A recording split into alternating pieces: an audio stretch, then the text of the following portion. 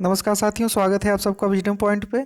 आज है 3 मई और ये करंट अफेयर का सेशन है। अगर आप SSC, railway, UP triple SC की तैयारी कर रहे हैं तो बिल्कुल सही जगह पर हैं। इसके अतिरिक्त यदि आप देश दुनिया की जानकारी रखना चाहते हैं तो भी हमारे चैनल विजडम पॉइंट को सब्सक्राइब कर लीजिए। इस चैनल के माध्यम से जो भी नई जानकारी होगी देश दुनिया की वो आप तक पहुँचाई जाएगी। साथियों, आज का सेशन शुरू करते हैं। आज का पहला क्वेश्चन है, अभी कौन से राज्य की विधान परिषद के लिए चुनाव करने की बात कही जा रही है? इस क्वेश्चन का ए ऑप्शन सही है, महाराष्ट्र। अभी मैंने कुछ दिन पहले बताया था कि जो महाराष्ट्र की सरकार है वो संवैधानिक संकट का सामना कर रही है। साथियों, इसमें हुआ क्या था कि हमारे संविधान में ऐसा नियम है कि कोई भी बिना चुनाव लड़े मुख्यमंत्री या मंत्री बन सकता है।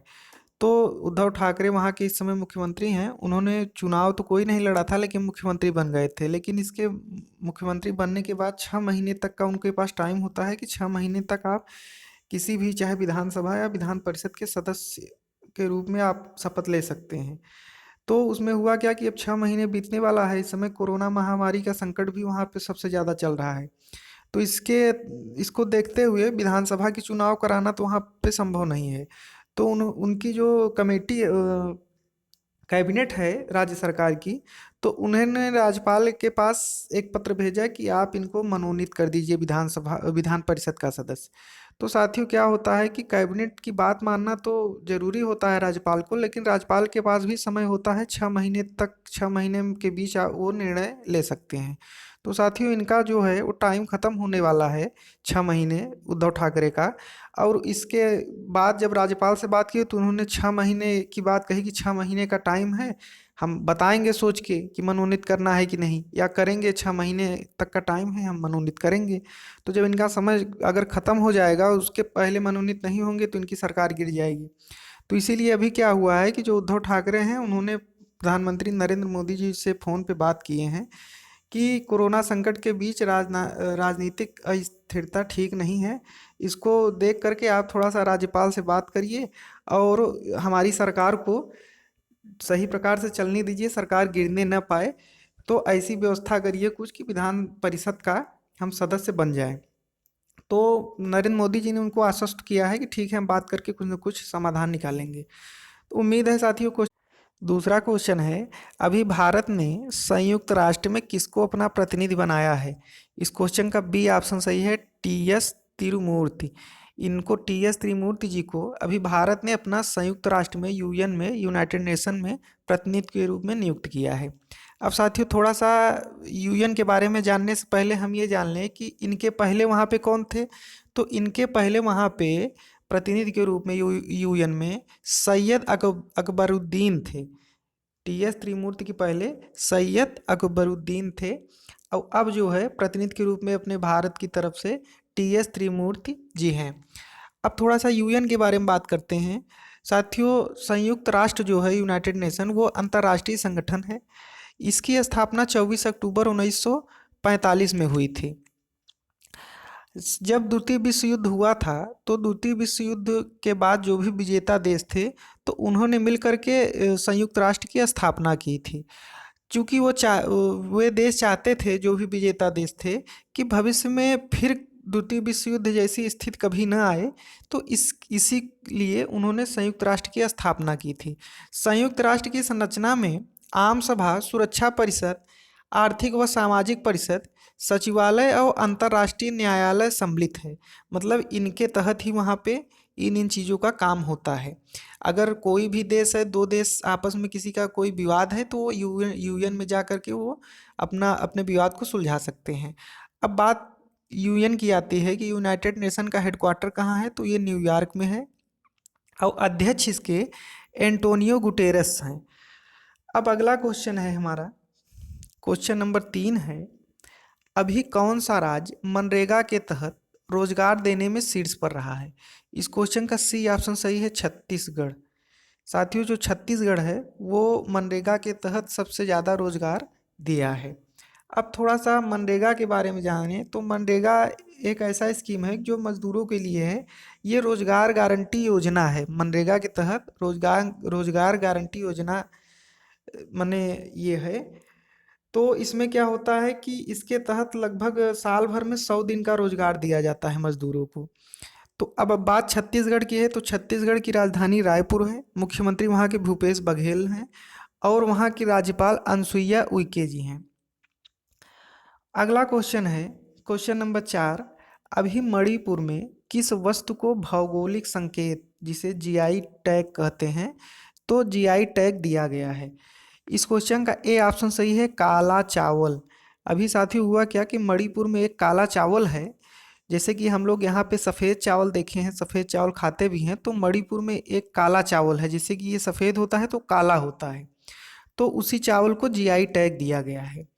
और इसके अलावा हाथ से बनी मूर्ति, इसको भी ये गोरखपुर में है, तो गोरखपुर में हाथ से बनी मूर्ति जिसे कहते हैं टेराकोटा, तो इसको भी गोरखपुर में जीआई टैग इसको भी दिया गया है। अब बात काले चावल की है, तो काले चावल को वहाँ चक हाव नाम से जानते हैं, इस काले चावल को चक हाव कहते हैं, तो इसी को जीआई टैग दिया गया है। जीआई टैग का मतलब है, जीआई का मतलब है जियोग्राफिकल इंडिकेशन, मतलब भौगोलिक संकेत। या ये क्या होता है कि कोई भी वस्तु किसी विशिष्ट स्थान पर यदि पाई जाती है तो वहाँ पे इस टैग को दिया जाता है।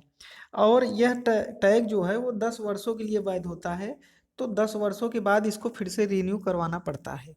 अब अगला क्वेश्चन है क्वेश्चन नंबर 5। अभी केंद्र सरकार द्वारा लॉकडाउन को आगे कब तक के लिए बढ़ाया गया? इस क्वेश्चन का ए ऑप्शन सही है, 17 मई तक लॉकडाउन को आगे बढ़ाया गया। साथियों हुआ क्या है कि अपने भारत में 733 जिला है पूरा, तो 733 जिलों को 3 जोन में बांट दिए हैं। पहला है रेड जोन, दूसरा है ऑरेंज जोन, तीसरा है ग्रीन जोन। इन 3 जोन में 733 जिला को बांट दिए हैं। अब रेड जोन में 130 जिले आते हैं, माने 130 जिला डाला गया है। ऑरेंज जोन में 284 जिला डाला गया है और ग्रीन जोन में 319 जिला डाला गया है। तो इसके हिसाब से तीन भागों में 3 जोनों में बांट दिया गया है।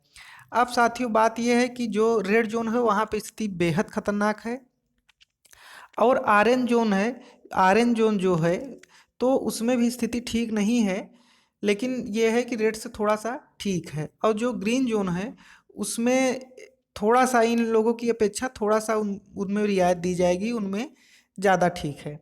अब बात ये आती है कि अगर रेड जोन से ऑरेंज जोन में लाना हो या ऑरेंज जोन को ग्रीन जोन में लाना हो, तो इसका पावर केंद्र सरकार को है। मतलब कि अगर कहीं कोई जिला रेड जोन में है और उस जिले को ऑरेंज जोन में डालना है, तो इसका पावर जो है केंद्र सरकार में है।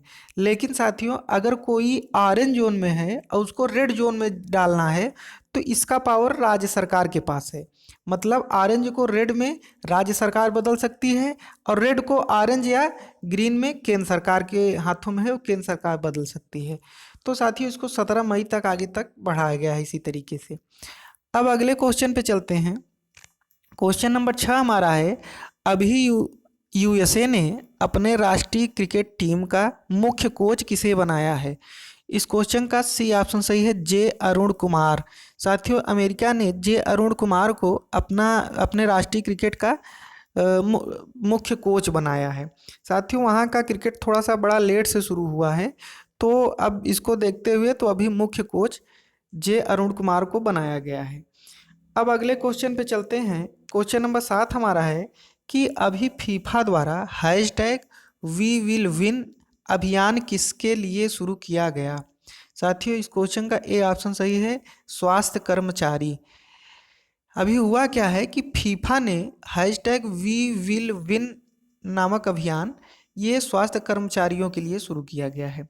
स्वास्थ्य कर्मचारियों को सम्मान देने के लिए ये फीफा द्वारा शुरू किया गया है। अब बात फीफा की आती है, तो फीफा का नाम है federation international D football association. साथियों फीफा की स्थापना 21 मई 1904 को हुई थी और इसका मुख्यालय जो है वो ज्यूरिख स्विट्जरलैंड में है। अब अगले क्वेश्चन पे चलते हैं। क्वेश्चन नंबर 8 हमारा है, अभी बजट पारदर्शिता में भारत को कितने स्थान पर रखा गया है? साथियों इस क्वेश्चन का ए ऑप्शन सही है, 53वें स्थान पे भारत को बजट पारदर्शिता में रखा गया है। अब अगले क्वेश्चन पे चलते हैं। क्वेश्चन नंबर 9 है हमारा, अभी भारतीय फुटबॉल टीम के पूर्व कप्तान का निधन हुआ है, वो कौन थे? साथियों, इस क्वेश्चन का बी ऑप्शन सही है, चुन्नी गोस्वामी। चुन्नी गोस्वामी जो थे वो अभी पूर्व कप्तान थे अपने भारतीय फुटबॉल टीम के, उनका भी हाल ही में निधन हो गया है। अब क्वेश्चन नंबर 10 पे चलते हैं। अभी दुनिया का सबसे ज़्यादा देखे जाने वाला कार्यक्रम कौन बन गया है? साथियों, इस क्वेश्चन का ए ऑप्शन सही है, रामायण। अभी आपको बताना चाहते हैं कि 16 अप्रैल 2020 के दिन 7.7 करोड़ लोग एक साथ रामायण को देखे हैं, और ये दुनिया का सबसे ज़्यादा देखे जाने वाला कार्यक्रम बन गया है। साथियों, रामायण की बात करें तो इसके रचयिता महर्षि वाल्मीकि जी हैं, और 1980 के दशक का ये सीरियल है, तो इसको भी 7.7 करोड़ लोग देखे हैं 16 अप्रैल को। अब अगले क्वेश्चन पे चलते हैं। 11वां क्वेश्चन है, अभी पीएनबी हाउसिंग के अंतरिम एमडी एंड सीईओ कौन बने हैं? इस क्वेश्चन का ए ऑप्शन सही है, नीरज व्यास। साथियों, पंजाब नेशनल बैंक हाउसिंग के एमडी एंड सीईओ नीरज व्यास जी बने हैं। इसके पहले संजय गुप्ता जी थे, वो 4 मई को रिटायर हो रहे हैं, तो 8 महीने के लिए नीरज व्यास जी को इसका एमडी एंड सीईओ बनाया जा रहा है। अब बात पीएनबी की है, तो पीएनबी की स्थापना 12 अप्रैल 1894 में हुई थी। इसका मुख्यालय नई दिल्ली में है, और अध्यक्ष इसके सुनील मेहता जी हैं। उम्मीद है साथियों ये सारे क्वेश्चन आपको समझ में आ गए होंगे, और यदि आपका कोई सुझाव है तो आप कमेंट बॉक्स में ज़रूर कमेंट करिएगा। और इसके अतिरिक्त यदि आपको वीडियो पसंद आया हो तो लाइक करके अपने साथियों के साथ शेयर करिएगा, ताकि जिनके लिए उपयोगी है उन तक पहुंचाने में हमारी मदद करिए।